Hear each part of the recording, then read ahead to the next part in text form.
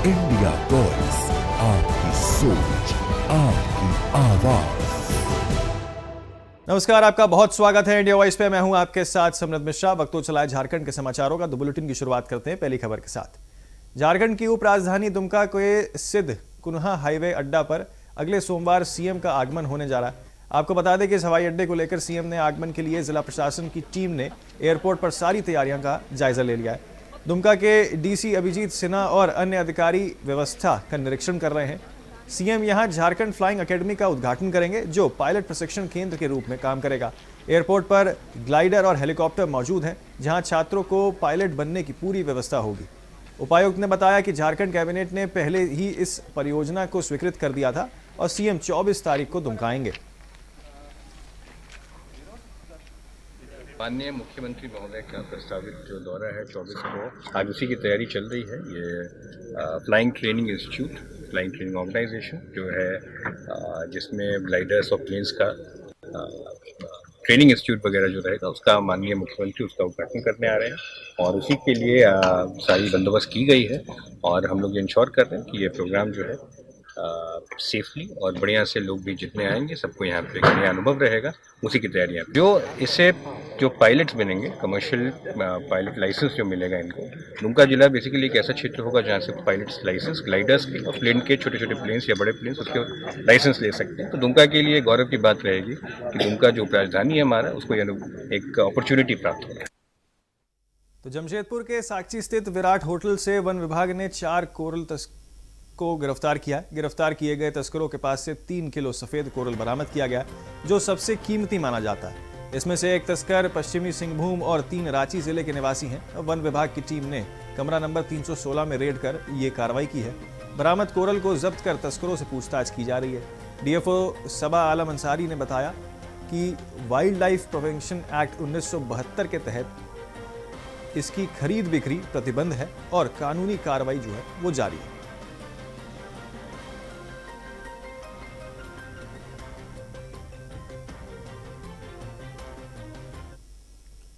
तो अगली खबर का रुख करते हैं। दुमका रेलवे स्टेशन के पास कोयला डंपिंग यार्ड हटाने की मांग को लेकर आंदोलन जारी है। छात्र नेता श्यामदेव हेम्ब्रम और रविशंकर मंडल ने कहा कि जनप्रतिनिधि और सांसद इस मुद्दे पर कोई कार्रवाई नहीं करेंगे। उन्होंने कहा कि कोयले से निकलने वाली धूल से सभी आयु वर्ग के लोग, विशेषकर महिलाएं, बच्चे और बुजुर्ग प्रभावित होते हैं। आंदोलनकारियों ने चेतावनी दी है कि यदि इस 10 दिनों के भीतर यार्ड नहीं हटाया गया तो अनिश्चितकालीन चक्का जाम किया जाएगा। बोकारो और अन्य क्षेत्रों से भी आंदोलन को समर्थन मिल रहा है। रेलवे स्टेशन पर यात्री ट्रेनों को चलने से परेशान हैं और कहीं ना कहीं स्वास्थ्य समस्याएं संबंधित चीजें जो है वो बढ़ रही हैं।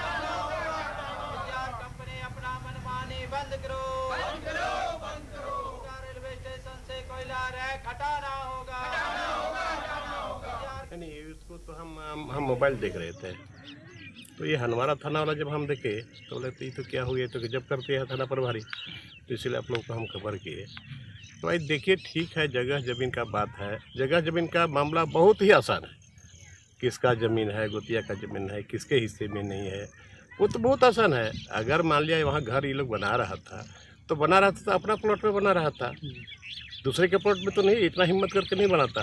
तो अगर आप मान लिया अपना ही प्लॉट में बना रहा था और फिर इसको थाना बुलाया गया, वहाँ पर मारपीट किया, इसकी पत्नी गई वहाँ मिलने के लिए, मिलने भी नहीं दिया गया, और दूसरी बात है इसको थाना से जेल भी भेज दिया। तो अभी तो आप स्पष्ट आदेश है, सुप्रीम कोर्ट का आदेश है कि भाई पहले तो वहाँ सीसी कैमरा होना चाहिए, सीसी कैमरा भी लगा नहीं था। उल्टे दरोगा जो है ना इसी को ऊपर पे कर रहा है कि हमारा कमीज फाड़ दिया। तो ये ऐसा संभव तो हो ही नहीं सकता कि कोई आदमी को आप बुलाइए और जानकारी लेने के लिए या कुछ पर कार्रवाई करने के लिए, तो पहले तो आपसे बात करेगा, लेकिन आपका वर्दी तो नहीं फाड़ सकता। ऐसा तो हम कभी लाइफ में नहीं देखे। तो ये तो नोटिस पहले उसको दीजिए। अब बिना नोटिस का उसको थाना बुलाते हैं, रात में उसके परिवार बाहर में रहती है, उसको मिलने तक नहीं दिए, फिर उसके पति को आप इतना मारपीट किए हैं। तो मारपीट क्यों मारपीट क्या किया है वो? आप सीधे झगड़ा था, मान लिया ज़मीन का कोई अगर आवेदन दिया भी तो आप सीधे सीओ को रेफर कर देते। भाई सीओ को कहते भाई इसको जरा देखिए क्या है मामला। लेकिन आप एक क्षेत्र, आप थाना वाला आप कौन होते हैं यार? जमीन के मामले आप कौन होते हैं? अभी तो नियम है, अभी तो प्रखंड मुख्यालय में प्रत्येक सीओ के पास प्रत्येक थाना में वहाँ विचार होता है सप्ताह में एक दिन। तो वो तो हुआ नहीं, उसी में इंतजार करते चलो फलाना तारीख को आप लोगों का देखा जाएगा, सीओ साहब भी आएंगे, हम लोग इसको देखेंगे किस। खूंटपानी प्रखंड के पसेया गांव में आदिवासी हो समाज महासभा पश्चिमी सिंहभूम की ओर से जोम पुष्मई नववर्ष कार्यक्रम का आयोजन किया गया। कार्यक्रम में स्थानीय विधायक दशरथ गागराई, उनकी पत्नी बसंती गागराई, केंद्र अध्यक्ष कृष्णा बदेौरा और जिला परिषद सदस्य यमुना तीव शामिल हुए। अतिथियों ने धरती आबा भगवान बिरसा मुंडा, ओत गुरु कोल लाको बोदरा और समाज सेवी स्वर्गीय दामोदर सिंह हांसदा की तस्वीर पर माल्यार्पण कर श्रद्धांजलि दी है। समाज के युवक युवतियों ने रंगारंग सांस्कृतिक प्रस्तुतियां दी। विधायक दशरथ गागराई ने पारंपरिक सांस्कृतिक और युवा भागीदारी के महत्व पर जोर दिया है और जोम शुईम को आदिवासी अस्मिता का प्रतीक बताया। केंद्रीय अध्यक्ष कृष्णा बोदना ने कहा कि भाषा और संस्कृति के संरक्षण की आवश्यकता पर बल दिया जाएगा ताकि बड़ी संख्या में आदिवासी समाज के लोग कार्यक्रम में मौजूद रहें।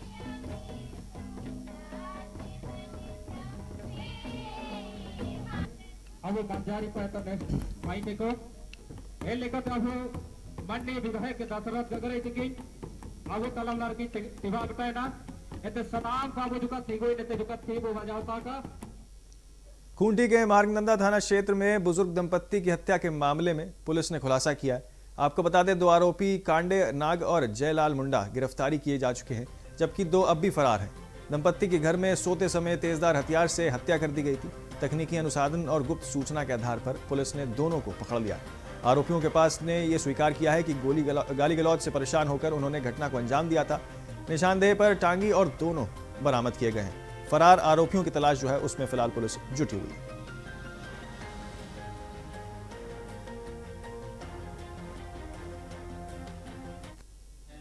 मारंगदा थाना क्षेत्र में लांदुप नीचे टोली में पति पत्नी कानू मुंडा और उसकी पत्नी गौरी देवी की हत्या कुछ अज्ञात अपराधियों द्वारा सिर में धारदार हथियार से मारकर की गई थी। उस घटना के बाद पुलिस द्वारा त्वरित कार्रवाई करते हुए घटना में शामिल कांडे नाग और जयलाल मुंडा को गिरफ्तार किया गया है। गिरफ्तार अभियुक्तों कांडे नाग और जयलाल मुंडा के द्वारा बताया गया कि जो गौरी देवी थी वो बराबर किसी न किसी बात को लेकर इन लोग से गाली गलौज करते रहती थी, ताना मारते रहती थी। उसी गुस्से में आकर इन लोगों ने मिलकर प्लान बनाया और दोनों पति पत्नी की हत्या की। कितने लोग थे? इस घटना में भी 2 गिरफ्तारी हुई है। अन्य अभियुक्तों की गिरफ्तारी के लिए छापेमारी की जा रही है। तो अगली खबर की ओर बढ़ते हैं। जमशेदपुर के किसान इस वर्ष भी धान की कटाई से पूरी मेहनत के साथ जो है जुटे हुए हैं। कुछ किसान छोटे खेतों में हाथ से धान झाड़ रहे हैं, जबकि बड़े खेतों में मशीनों का उपयोग किया जा रहा है। किसान अपनी उपज को सरकारी लैब्स में बेचते हुए धान का भंडारण कर रहे हैं। सरकार द्वारा 2300 रुपए प्रति क्विंटल की दर से धान खरीद नीति लागू होने से किसान संतुष्ट जरूर दिखाई दे रहे हैं। धान की यह बिक्री किसानों के लिए आर्थिक राहत और सरकार के प्रति धन्यवाद का कारण बनी हुई है। धान कटाई और बिक्री का यह क्रम पूरे जिले में जोर शोर से जारी है। तो देखिए किस तरीके से सरकार की धान खरीद नीति से यहाँ पर कहीं ना कहीं किसान जो हैं वो संतुष्ट दिखाई दे रहे हैं। सरकार की धान खरीद नीति का यहाँ पर किसानों द्वारा धन्यवाद किया गया। कुछ किसान इसको हाथ से काट रहे हैं, तो वहीं बड़े किसान जो हैं वो धान की कटाई में मशीनों का प्रयोग करते हुए नजर आ रहे हैं। आपको बता दें, तकरीबन 2300 रुपये किलो क्विंटल जो है, माफ कीजिए 2300 रुपये क्विंटल जो है यहाँ पर सरकार की ओर से इसकी जो धनराशि है वो रखी गई है, जिसकी वजह से कहीं ना कहीं किसान जो हैं इसको इकट्ठा कर रहे हैं और अब आगे सरकार का धन्यवाद करते हुए नजर आ रहे हैं।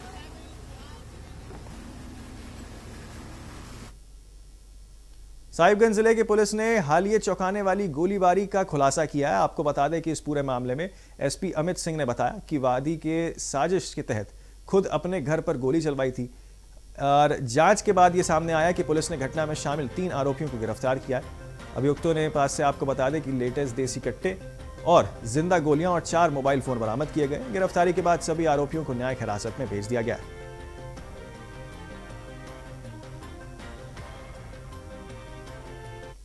जो वादी है उन्होंने ही अपने घर पे गोली चलवाई थी, उन लोगों को हायर करके, जो प्रोफेशनल शूटर्स थे, क्रिमिनल्स थे, उनको हायर करके, और जो जिनका नाम उन्होंने दिया था FIR में विजय यादव का, उनसे उनका जमीन का एक पुराना विवाद है पहले भी उनके द्वारा 2 झूठे केस उस पर कर दिए गए थे, पर पुलिस ने उनमें सही अनुसंधान करके अंतिम प्रपत्र न्यायालय में समर्पित किया गया था।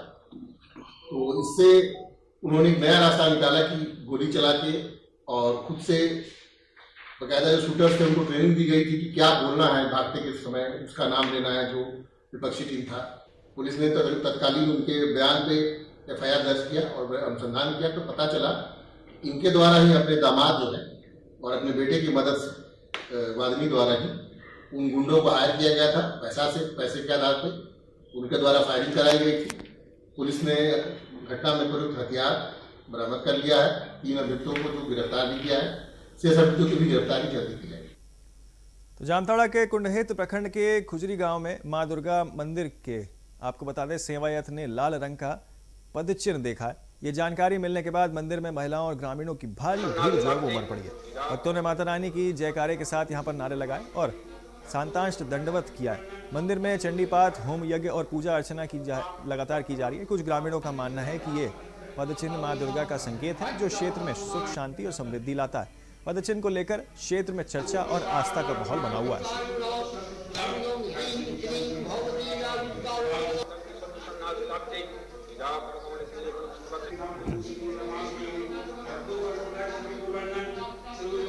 की तरह हम पक्का 3:40 में मंदिर आ जाते हैं। मंदिर आने के बाद यहाँ मोटर चलाया, पानी भरा, भरने के बाद जैसे मंदिर खोला देखा माता जी का एक पदचिन्ह वहाँ पर है। देखते ही मेरा थोड़ा शरीर कांपने लगा। कांपने के बाद मैं थोड़ा 15 मिनट के लिए मतलब बाहर आ गया, तो आसपास में देखा कोई कहीं यहाँ एक भी परिंदा भी नहीं था। तो अब जाके एक जो लोग यहाँ फूल तोड़ने के लिए सुबह आता है लेडीज लोग, तो उसमें से आया अमल चंद्र सिंह का वाइफ और मास्टर जी की एक वाइफ है श्यामल मास्टर का।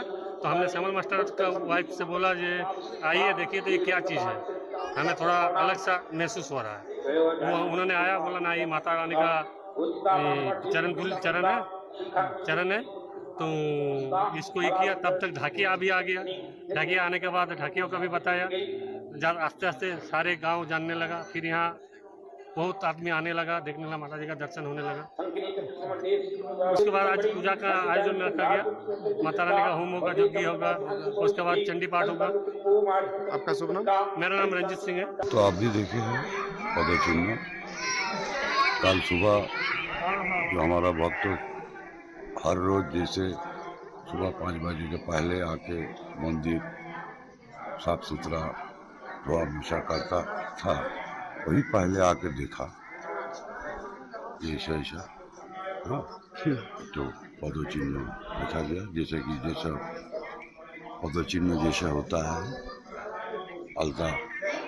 अलता वाला, वो देखा। उसके बाद सभी को जानकारी दिया, तो आके देखे हाँ सही बात, देखे तो पाकर चिन्ह माँ का है, क्या मैटर है वो तो देवी देवताओं का व्यापार में हम लोग कुछ नहीं बोल पाएंगे। तो हम लोग सोचा कि ठीक है, माँ का जो भी इच्छा, माँ पे हम लोग संतान है, हमारा भला ही करेगा वो, देश का, गांव का, समाज का वो भला ही करेगा। और इसी के लिए हम आज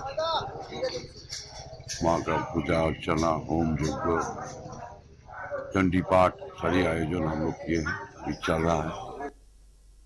तो गोड्डा जिले के हंदवाड़ा थाना से एक दर्दनाक मामला सामने आया है।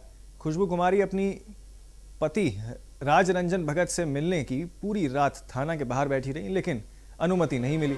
थाना प्रभारी ने सरकारी काम में बाधा डालने और वर्दी फाड़ने का आरोप लगाकर राज रंजन भगत को जेल भेज दिया। खुशबू कुमारी का कहना है कि उनके पति से मिलने की गुहार पूरी तरह नकार दी गई है। थाना प्रभारी ध्रुव कुमार ने दावा किया है कि राज रंजन भगत ने कॉलर पकड़ा और वर्दी फाड़ी, इसलिए FIR दर्ज कर जेल भेज दिया गया।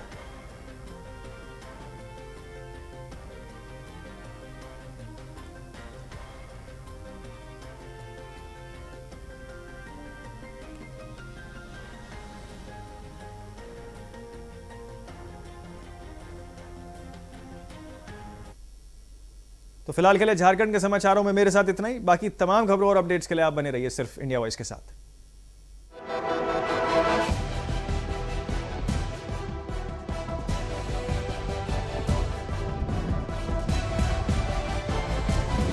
इंडिया वॉइस, आपकी सोच, आपकी आवाज।